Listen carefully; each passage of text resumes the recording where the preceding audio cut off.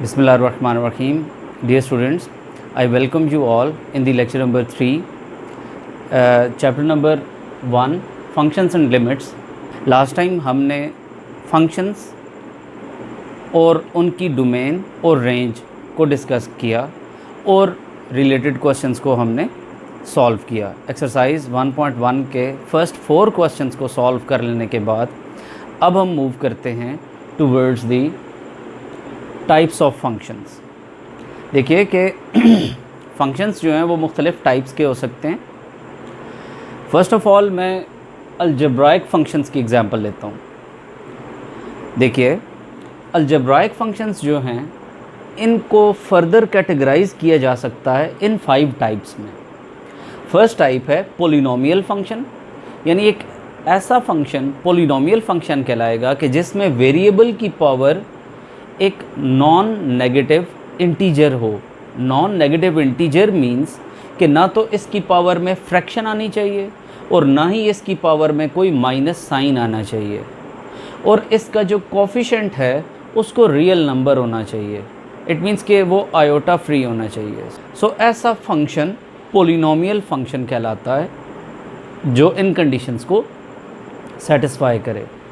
Next function है linear function, which is again the type of सब type of algebraic functions. इसमें अब आप देखिए लीनियर फंक्शंस जो हैं उसमें क्या है कि ऐसा फंक्शन कि जिसमें वेरिएबल की मैक्सिमम पावर 1 और इससे हायर कोई पावर इन्वॉल्व ना होती हो, तो ऐसा अलजेब्राइक फंक्शन लीनियर फंक्शन कहलाता है. अगेन ये लीनियर फंक्शन पोलिनोमियल भी कहला सकता है और पोलिनोमियल फिर अगेन अलजेब्राइक फंक्शन होगा. नेक्स्ट है आइडेंटिटी फंक्शन. आइडेंटिटी फंक्शन एक ऐसा अलजेब्राइक फंक्शन है कि जिसको इनपुट में जो भी कुछ दिया जाए आउटपुट में एग्जैक्टली वो ही आउटपुट प्रोड्यूस कर देता है. मींस कि जो आप डोमेन देंगे रेंज एज इट इज़ वही आ जाए. Such a function is called identity function. Next है कांस्टेंट फंक्शन, यानी एक ऐसा फंक्शन कि जो इंडिपेंडेंट ऑफ डोमेन हो, यानी डोमेन जो मर्ज़ी दी जाए, इनपुट x की कोई भी वैल्यू दी जाए, रेंज पर कोई इफ़ेक्ट ना पड़े, रेंज एज इट इज़ वही रहे. फॉर एग्ज़ाम्पल मैं कहता हूँ y इज़ इक्वल टू 2. अब मैं इस फंक्शन को x की कोई भी वैल्यू दूँ तो x यहाँ पर इन्वॉल्व ही नहीं हो रहा, हमेशा y एज आउटपुट क्या देगा 2. सो इस फंक्शन का आउटपुट 2 ही आएगा इंडिपेंडेंट ऑफ एनी डोमेन. कुछ भी डोमेन देंगे रेंज 2 ही आएगी. जनरली हम कहेंगे कि c of x is a constant function because it is equals to a, because there is no variable x in this function. Therefore if we give different values to x there will be no effect in the range of this function. Therefore this is called constant function. Next है rational function. fraction या quotient of two polynomials rational function कहलाता है. polynomial ये हम पढ़ चुके हैं. अब अगर इस पोलिनोमियल को किसी दूसरे पोलिनोमियल से डिवाइड कर दिया जाए, यानी ये कोशेंट बना दिया जाए, कोशेंट ऑफ 2 पोलिनोमियल्स, तो ऐसा कोशेंट या ऐसी फ्रैक्शन कहलाएगी रैशनल फंक्शन. क्लियर है? So all these 5 are the types of algebraic functions. हम नेक्स्ट फंक्शन की टाइप पढ़ते हैं, दैट इज़ ट्रिग्नोमेट्रिक फंक्शंस. देखिए ट्रिग्नोमेट्रिक फंक्शन से आप ऑलरेडी फर्स्ट ईयर में फेमिलियर हैं कि हमने उसके अंदर चैप्टर नंबर 9 से लेकर 14 तक ट्रिग्नोमेट्री को इन डिटेल डिस्कस किया था. सो मैं इसको डीपली डिस्कस नहीं करूंगा. जस्ट मैं आपको रिकॉल करवाता हूं कि sine x is a function whose domain is x and range is y. Similarly cos x is a function, cosine function, this is tangent function, this is cosecant function, this is secant function and this is cotangent function. तो इस तरह से ये तमाम trigonometric functions आप लोगों ने पढ़े हुए हैं. इनकी डोमेन्स और इनकी रेंज वगैरह भी आपने डिस्कस फर्स्ट ईयर में की हुई है. आपकी सेकंड ईयर की बुक में इसका जो डोमेन और रेंज का बताया गया है वो आप अपनी इस बुक के स्टार्ट में थ्योरी में देख सकते हैं कि जहाँ पर ट्रिग्नोमेट्रिक फंक्शंस का टॉपिक है वहाँ पर इसकी डोमेन और रेंज को डिस्कस किया गया है. आप वहाँ पर रिकॉल कर सकते हैं वही तमाम चीज़ें जो फर्स्ट ईयर में मैंने आपको करवाई थी. नेक्स्ट देखिए इन्वर्स ट्रिग्नोमेट्रिक फंक्शंस. देखिए हमने इन्वर्स ट्रिग्नोमेट्रिक फंक्शंस को फर्स्ट ईयर के 13 चैप्टर में डिस्कस किया हुआ है ऑलरेडी. कि sign inverse function, cause inverse function, tangent inverse, cosecant inverse, secant inverse और को टेंजेंट इन्वर्स, इन सब की डोमेन्स वगैरह क्या होती हैं और इनकी रेंज क्या होती हैं, ये आप ऑलरेडी वहाँ पर क्योंकि डिस्कस कर चुके हैं। आप वंस अगेन भी अपनी इस बुक में एक्सरसाइज से जस्ट 1-2 पेजेस पहले आप इसको देख सकते हैं। नेक्स्ट है एक्सपोनेंशियल फंक्शन। देखिए कि अगर वेरिएबल x जो है वो अगर एक्सपोनेंट में आए यानी पावर में आ रहा हो तो फिर ऐसा फंक्शन एक्सपोनेंशियल फंक्शन कहलाता है। देखिए in these 3 examples variable appears in the exponent, therefore all these 3 are the examples of exponential function. Next अगर आप देखिए लॉगरिथमिक फंक्शन, अगर आप जानते हैं कि x equal to a power y हो तो इस एक्सपोनेंशियल फॉर्म को जब लॉगरिथमिक फॉर्म में कन्वर्ट किया जाता है तो लॉगरिथमिक फॉर्म ये बनेगी। इस function y equal to log of x को डोमेन में x की डिफरेंट वैल्यूज़ देने पर फंक्शन लॉग अप्लाई होगा उस सर्टेन डोमेन पर और कोई ना कोई सर्टेन रेंज प्रोड्यूस करेगा। So y equal to log of x के थ्रू y की वैल्यूज़ को आप अटेन कर सकते हो, यानी रेंज को आप अटेन कर सकते हो by giving domain to the logarithmic function.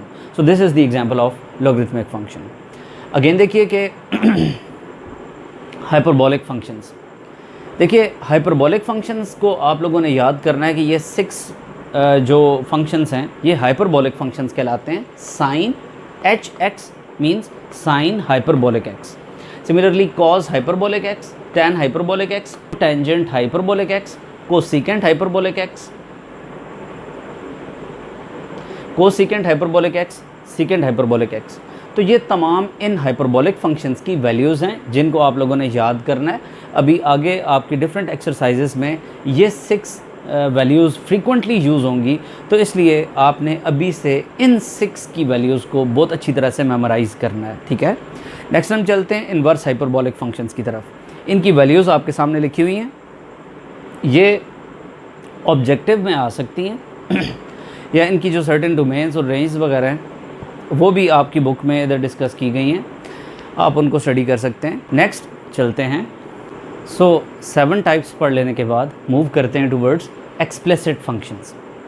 देखिए ऐसे फंक्शंस के जिसमें आप x और y को इजीली आइसोलेट कर लो, यानी सेपरेट कर सको, x की तमाम वैल्यूज़ को एक साइड पर और y की तमाम वैल्यूज़ को दूसरी साइड पर अगर शिफ्ट कर सको तो ऐसा फंक्शन एक्सप्लिसिट फंक्शन कहलाता है। और अगर x और y इतने मिक्सअप हुए हुए हों कि आप उन्हें सेपरेट ना कर सकें, इक्वल की बोथ साइड्स पर अलग अलग ना कर सकें, तो फिर ऐसा फंक्शन इम्प्लिसिट फंक्शन कहलाता है। So these 2 are the examples of implicit functions whereas these 2 are the examples of explicit functions. Next देखिए पैरामीट्रिक फंक्शंस। अगर किसी फंक्शन में x और y दोनों मिलकर किसी थर्ड वेरिएबल पर डिपेंडेंट हों तो फिर ऐसा फंक्शन पैरामीट्रिक फंक्शन कहलाता है। जैसा कि अब यहाँ पर आप देख रहे हो कि x और y दोनों मिलकर t पर डिपेंडेंट है। a क्या है, ये कोई कांस्टेंट नंबर है, लेकिन t क्या है, ये पैरामीटर है। इस पैरामीटर t पर x और y दोनों मिलकर डिपेंड कर रहे हैं, therefore this is an example of a parametric function. Next अगर आप इसमें देखें तो x और y, a कांस्टेंट है, x और y मिलकर इस t पर डिपेंड कर रहे हैं। सो ये t पैरामीटर कहलाएगा और ये फंक्शंस पैरामीट्रिक फंक्शंस कहलाएंगे। अगेन इसमें आप देखिए तो x और y मिलकर थीटा पर डिपेंड कर रहे हैं, यानी दोनों x और y मिलकर थर्ड वेरिएबल पर डिपेंडेंट हैं, therefore this also is the example of a parametric function and same is the case here. Next देखिए इवन फंक्शन। इवन फंक्शन कोई भी हो सकता है, यानी प्रीवियस हमने टाइप्स जो पढ़ी हैं, अलजेब्राइक फंक्शन भी हो सकता है, ट्रिग्नोमेट्रिक फंक्शन हो सकता है, या कोई भी इस किस्म का फंक्शन लिया जा सकता है। इवन फंक्शन होता किस किस्म का फंक्शन है, इसके लिए देखिए कि अगर आप f ऑफ माइनस एक्स यानी किसी फंक्शन को डोमेन में माइनस एक्स दें या डोमेन में प्लस एक्स दें, रेंज दोनों की इक्वल हो, तो ऐसा फंक्शन इवन फंक्शन कहलाता है। आप इधर x को -2 दो या +2 दो, रेंज में आपको +4 मिलेगा। ऐसा नहीं होगा कि -2 देने पर -4 और +2 देने पर +4 मिले। सो ऐसा फंक्शन इवन फंक्शन कहलाता है जो independent of sine of the domain हो। इसी तरह से अगर आप इस फंक्शन को x की जगह पर -x भी दोगे तो cos ऑफ -x आप जानते हो cos ऑफ x के इक्वल होता है, ये फर्स्ट ईयर में आप लोगों ने पढ़ा हुआ है। So these 2 are the examples of even function. Next है कि ऑड फंक्शन क्या होता है। देखिए अगर आप किसी फंक्शन को माइनस ऑफ द डोमेन दो तो वो इक्वल ना हो एफ ऑफ प्लस एक्स के, बल्कि किसके इक्वल हो, minus times F of x के। फॉर एग्जांपल इधर आप इसको 2 एज अ डोमेन दो तो रेंज में आपको +8 मिलेगा, जबकि -2 एज अ डोमेन दो तो -8 मिलेगा। अब जब आपने -2 डोमेन दी थी तो रेंज -8 मिली और +2 डोमेन देने पर +8 मिल रहा है। +8 को -8 बनाना हो तो किससे मल्टीप्लाई करेंगे, माइनस से। सो ये माइनस इधर बाहर अलग से मल्टीप्लाई कर दिया जाएगा। सो आप यहाँ पर देख सकते हैं कि f of -x minus times f of x के इक्वल है, बिकॉज साइन को जब आप डोमेन में -x देते हो तो आप जानते हो कि sine of -x minus times sine of x के इक्वल है। It means sin x is an example of an odd function. So these two are the examples of odd functions. देखिए हमने 12 टाइप्स ऑफ फंक्शंस पढ़ लेने के बाद अब हम वापस चलते हैं अपनी एक्सरसाइज के क्वेश्चन नंबर 5 की तरफ। तो देखिए एक्सरसाइज का क्वेश्चन नंबर 5 स्टार्ट करते हैं। इसमें आपसे ये कह रहा है कि f of x function is this function in which there are two unknowns a and b and we have to find the values of these a and b. It is given that when we give 2 as a domain of this function, यानी हर x को जब आप 2 से replace करोगे तो आपको answer -3 मिलेगा, और जब आप हर x को -1 से रिप्लेस करोगे तो आपको आंसर 0 मिलेगा। यानी इसको आप इस तरह से करोगे कि f ऑफ 2 को आप -3 के और f ऑफ -1 को आप 0 के इक्वल सॉल्यूशन में पुट करो। तो इससे मुराद क्या है कि हर x को इस फंक्शन में 2 से रिप्लेस करें। So 2 cube minus a into 2 square plus b into 2 plus 1 is equal to -3, वेराज -1 को इधर हर x में रिप्लेस करें।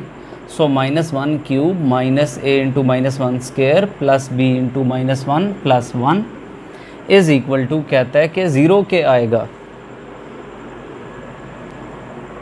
2 cube is 8 minus 4a plus 2b plus 1 equals to -3, minus 4a plus 2b is equal to -3 minus 9। इसके बाद देखिए -2 को कॉमन लें, ये एक्सप्रेशन आएगा और -3 माइनस 9 -12 होते हैं। बोथ साइड से माइनस को कैंसिल कर दें। 2 कितने ज़ार 12 होता है, 6 ज़ार 2 माइनस 2a माइनस b, ये 2 मल्टीप्लाई हो रहा था इधर आकर डिवाइड होगा तो 12/2 का आंसर 6 आ जाएगा। This is first linear equation. अगर आप इसको सॉल्व करें, -a माइनस b की वैल्यू 0 आ रही है। अगर आप फर्स्ट और सेकंड इक्वेशन को सॉल्व करें साइमल्टेनियसली तो 2a minus b equal to 6 minus a minus b is equal to 0। आप साइंस चेंज करेंगे, इनको आप कैंसिल करेंगे। 2a plus a 3a is equal to 6 minus 0 6, a is equal to 2 आ जाएगा। a की वैल्यू 2 उठाकर आप सेकंड में पुट कर दें। Put a equals to 2 in equation number 2। -2 minus b is equal to 0, b की वैल्यू इधर से -2 आ रही है। सो a और b की वैल्यूज़ को हमने फाइंड आउट कर लिया। होप सो कि क्वेश्चन नंबर 5 भी आपको क्लियर हो। सो चलते हैं क्वेश्चन नंबर 6 की जानिब। देखिए कहता है a stone falls from a height of 60 metre on the ground. एक स्टोन है जो कि 60 मीटर हाइट से ग्राउंड पर गिरता है। The height h after x seconds. देखिए h से वो हाइट को और x से वो सेकंड को रिप्रेजेंट कर रहा है, और कहता है कि हाइट फंक्शन जो है वो अप्रॉक्सीमेटली इस फार्मूला से एक्सप्रेस हो रहा है। यानी h ऑफ x मीन्स कि height function, height is a function of time, और वो इस तरह से वो रिप्रेजेंट कर रहा है। अब कहता है कि what is the height of the stone when x is equal to 1 second. यानी हाइट ऑफ द स्टोन बताइए कि जब टाइम 1 सेकेंड गुजर जाएगा। तो फर्स्ट पार्ट में x की वैल्यू 1 सेकेंड पुट करते हैं तो h ऑफ 1 कैलकुलेट करेंगे 40 माइनस 10 इंटू 1 स्क्वेयर, यानी 40 minus 10 that is 30 metre. So हाइट of the stone after first second will be 30 meter above the ground. After 1.5 second, what will be the height of the stone above the ground? तो ये 17.5 metre height आएगी। और अब अगर आप after 1.7 second height calculate करते हैं तो h ऑफ 1.7 पुट करेंगे, 11.1 मीटर आ जाएगा। अब इसके बाद देखिए कि ये सेकंड पार्ट में आपसे कहता है कि when the stone strike the ground, देखिए आपने टाइम बताना है कि जब स्टोन ग्राउंड को स्ट्राइक करेगा आकर नीचे। तो मेरा क्वेश्चन आपसे ये है कि जब स्टोन ग्राउंड को स्ट्राइक कर जाएगा तो उसकी हाइट अबव द ग्राउंड क्या होगी? ज़ाहिर है 0 होगी, बिकॉज वो ग्राउंड को स्ट्राइक जब कर रहा है, हिट कर रहा है, तो उस वक्त उसकी हाइट 0 है। हाइट को आप 0 पुट कर देंगे, so 0 is equal to 40 minus 10 x square, x is equal to plus minus 2 second. अब आप जानते हैं कि टाइम माइनस में तो नहीं हो सकता, so x equal to 2 second is the answer. Means कि after 2 seconds stone will strike the ground. Hopes हो कि आपको क्वेश्चन नंबर 6 भी क्लियर है। क्वेश्चन नंबर 6 कर लेने के बाद चलते हैं क्वेश्चन नंबर 7 की जानिब। देखिए कहता है show that the parametric equations x equal to a t square and y equal to 2at represent the equation of parabola. देखिए आपके माइंड में ये क्वेश्चन आएगा what is parabola, what is ellipse and what is hyperbola. तो ये आप chapter number 6 में conic section में डिस्कस करेंगे कि ये कौन के किन पोर्शंस को कहा जाता है। फिलहाल आप अपने माइंड में सिर्फ इतनी बात याद रखें कि equation of parabola y square equal to 4ax होती है। हमने ये इक्वेशन लेकर आनी है यूजिंग दीज 2 पैरामेट्रिक इक्वेशंस, ठीक है। सो फर्स्ट पार्ट को सॉल्व करते हैं। देखिए x equal to a t square और y इक्वल टू 2at।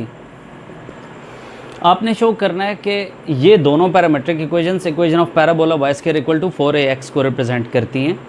तो आप देखते हैं कि आपकी जो रिक्वायर्ड इक्वेशन है उसमें y पर स्क्वायर इन्वॉल्व हो रहा है। सो आप इसके बोथ साइड्स पर स्क्वायर ले लोगे। So y square equal to 2at पर स्क्वायर आ जाएगा। सो 2 का स्क्वायर 4, a का स्क्वायर a स्क्वायर और t का square t square. So y square equal to 4a square t square. Next आप टी स्क्वायर की value in terms of x find करो तो x बाय a आएगी। आप टी स्क्वायर की इस वैल्यू को उठा के इस जगह पर सब्स्टिट्यूट कर दो तो y square will be equals to 4a square और टी स्क्वायर की जगह पर आप x बाय a सब्स्टिट्यूट करोगे तो a इसके स्क्वायर को कैंसिल करेगा, y square equal to 4ax आएगा। That is the equation of parabola. In the second part देखिए कहता है कि ये पैरामेट्रिक इक्वेशंस इस इक्वेशन ऑफ एलिप्स को रिप्रेजेंट कर रही हैं। तो उसमें आप देखिए कि x equal to a cos of theta और y equal to b sine of theta है। आप x by a equal to cos of theta लिखो और y by b equal to sine of theta लिखो। तो आप यहाँ पर रिक्वायर्ड इक्वेशन में x पर भी और y पर भी स्क्वायर होता हुआ देख रहे हो, लिहाजा बोथ साइड्स पर स्क्वायर भी ले लो और ऐड भी कर दो।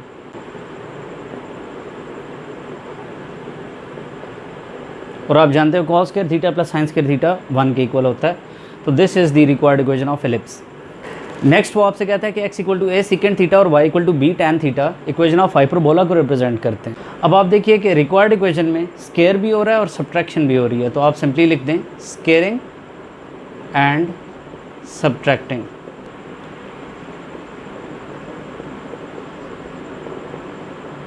और आप जानते हैं कि second square theta minus tan square theta 1 के इक्वल होता है। सो this is the required equation of hyperbola. So that's the end of today's lecture.